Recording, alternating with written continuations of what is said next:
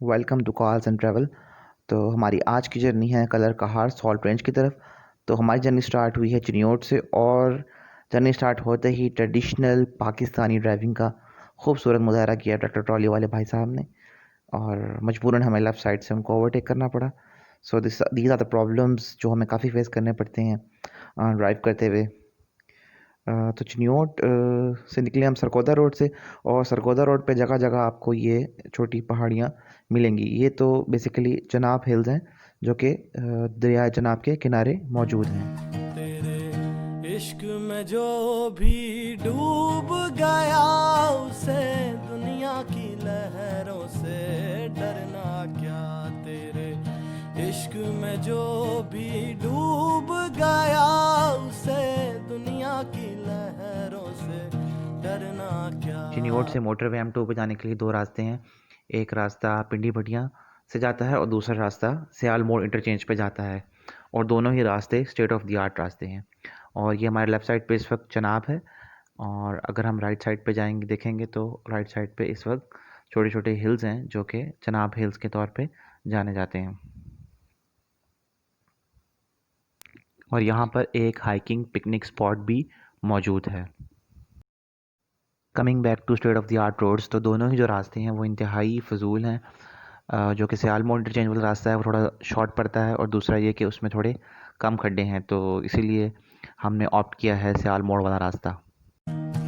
तेरे इश्क में जो भी डूब गया उसे दुनिया की लहरों से डरना क्या। चिनियोट से सरगोदा जाते हुए रास्ते में काफ़ी छोटी छोटी हिल्स आती हैं जो कि रास्ते को पुरकशिश और खुशगवार बना देती हैं।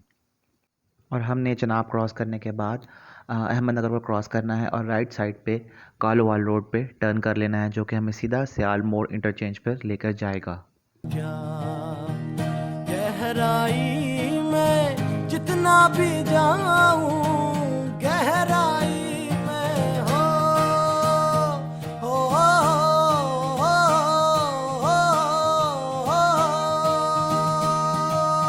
और हम गुज़र रहे हैं सरकोदा रोड से जहाँ से कुछ किलोमीटर के बाद हमें राइट साइड पे लेना है टर्न, जहाँ से हम कुछ 30 किलोमीटर बाद पहुँचेंगे सियाल मोड़ इंटरचेंज पे और सियाल मोड़ इंटरचेंज से हम लोग एंटर हो जाएंगे M2 मोटरवे के ऊपर।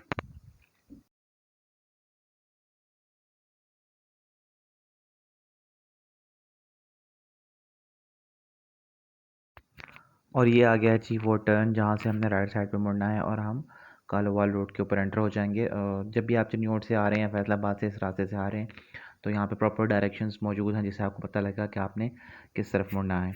सो ये जो रोड है ये मैं ये एडवाइस करूँगा कि अगर आपने डे में ट्रैवल करना है तो दिस रोड इज़ गुड, क्योंकि अगर आप इस पर ट्रैवल करेंगे 38 ऑड किलोमीटर्स हैं तो आपको अंदाज़ा होगा कि this road is good for day travelling. Night के अगर आपने रात को जाना है तो आई विल सजेस्ट के चिन्योट से तो फिर आप लेंगे पिंडी भटिया वाली रूट। मोटरवे एंट्री से पहले एक छोटी सी आबादी है जहाँ पे रोड भी पक्की हो चुकी है।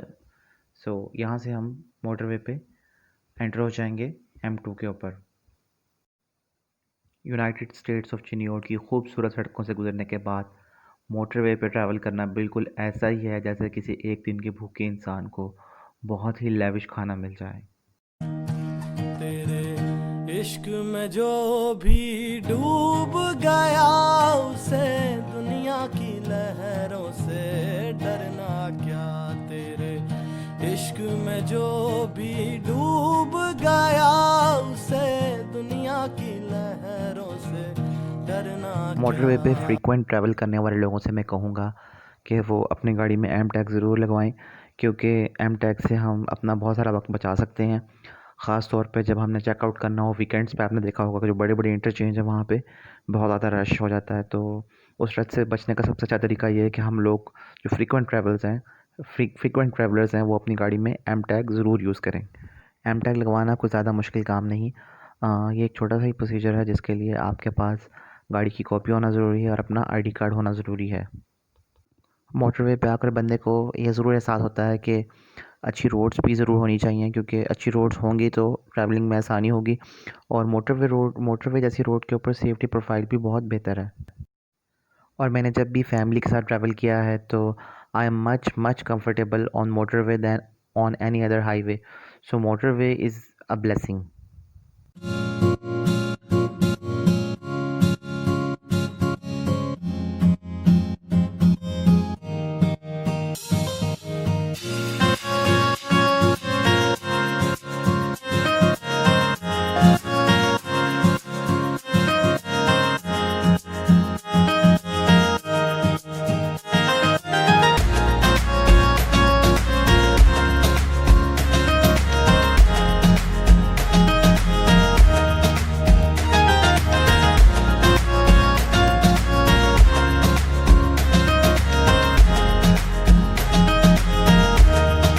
It's been a long time for me to travel on this part of the motorway. So आज तकरीबन ऑलमोस्ट एक साल के बाद मैं इस M2 के पार्ट पे आया हूँ. ऑब्वियसली पिछले कोई 8-10 महीनों में तो काफ़ी ज़्यादा कोविड रहा और काफ़ी ज़्यादा ट्रैवल रिस्ट्रिक्शंस थी और ज़ाहिर है एक फाइनेंशियल जो है वो जैब भी हमें देखना पड़ा इस सारे टाइम पीरियड के अंदर. Most beautiful and most mesmerizing part of motorway M2 is here. Yes, we are entering on Salt Range.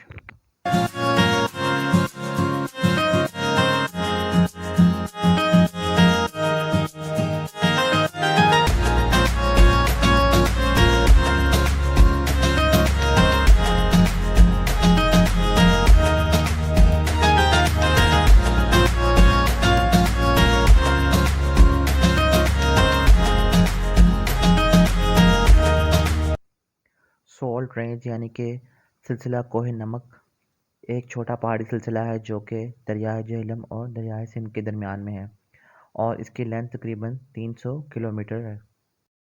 Motorway के इस हिस्से पर छोटी गाड़ियों की जो स्पीड लिमिट है वो 40 किलोमीटर पर आ रहा है जो कि मेरे लिहाज से थोड़ी कम है. बट एनीवेज हमें स्पीड लिमिट्स का ज़रूर एहतियात करना चाहिए और स्पीड लिमिट्स के अंदर गाड़ी चलानी चाहिए because the limits are designed for our safety.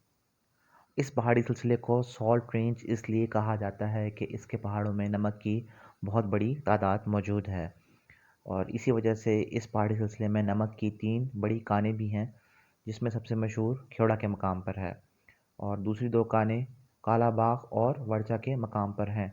इन 3 कानों से नमक की बड़ी तादाद पाकिस्तान और दुनिया भर में सप्लाई की जाती है.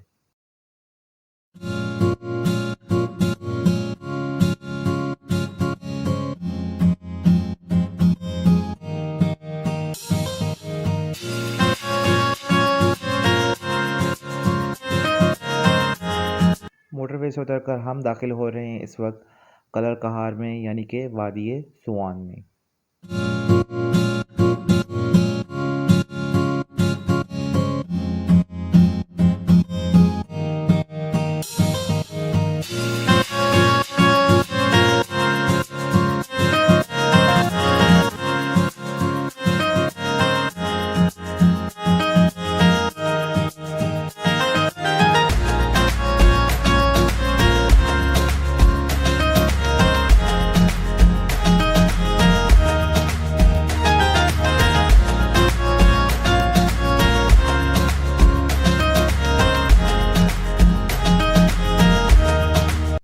और ये हमारे राइट साइड पर इस वक्त झील का इंकैचमेंट एरिया है और कलर कहार झील की टोटल चौड़ाई जो है वो तकरीबन 7 मील है.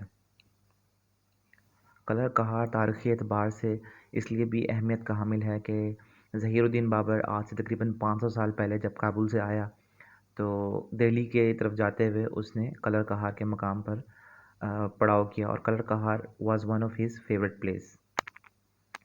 यहाँ पर लेक के साथ एक पत्थर भी मौजूद है जिसे तख्त बाबरी का नाम दिया गया है और कहा जाता है कि वहाँ पे ज़हीरुद्दीन बाबर खड़े होकर अपनी फ़ौज से ख़िताब करता था. कलर कहार झील कुदरती चश्मों से मिलकर बनी है और इलाके की मुनासबत से इसका पानी नमकीन है. कलर कहार झील एक अच्छा टूरिस्ट स्पॉट है जहाँ पे काफ़ी लोग सैर करने आते हैं. जब आप यहाँ पर आएंगे तो यहाँ पर आपको एक अच्छा हाइकिंग स्पॉट मिलेगा और साथ में बच्चों के लिए अच्छे पार्क मौजूद हैं. पार्क के साथ साथ यहाँ पर झील में बोटिंग भी की जा सकती है तो काफ़ी टूरिस्ट जो यहाँ आते हैं वो बोटिंग भी करते हैं. और ये बिल्कुल झील की ऑपोजिट साइड पर एक TDCP का मोटेल भी मौजूद है. अगर यहाँ पर किसी का स्टे करने का इरादा हो तो TDCP is the best option.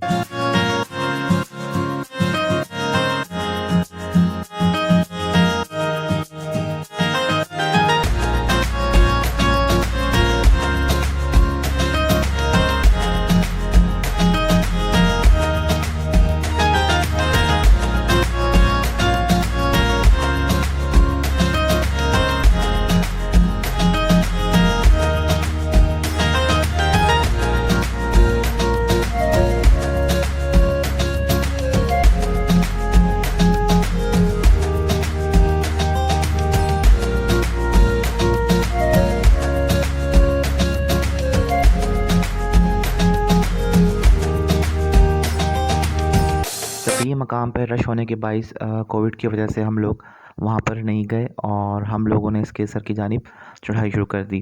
तो जैसे हम उस रोड के ऊपर आगे गए तो हमें यह अंदाज़ा हुआ कि वहाँ से हमें शहर और लेक का बहुत अच्छा व्यू मिल रहा था। रास्ते में जाते हुए एक खूबसूरत मोड़ के ऊपर हमें एक अच्छा रेस्टोरेंट नज़र आया जहाँ से कि लेक और शहर का बहुत अच्छा व्यू मिल रहा था। तो हमने डिसाइड किया कि हम वापसी पर यहाँ पर रुकेंगे और यहाँ पे अपना क़याम करेंगे। चंद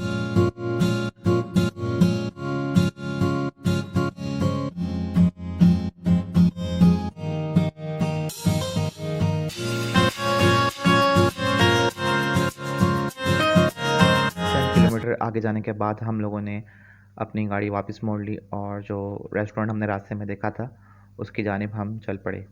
शहर और झील का नज़ारा करते हुए हम लोग वापसी की जानिब जा रहे हैं, उसी रेस्टोरेंट की तरफ जहाँ पे हमने रुकने का फ़ैसला किया था। और थोड़ी ही देर में हम उस रेस्टोरेंट पे पहुँच गए।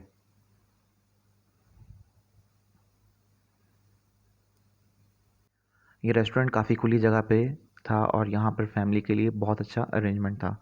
सो यहाँ पर आके हमें काफ़ी सुकून मिला और यहाँ पे हमने अपना क़याम व ताम का सिलसिला किया।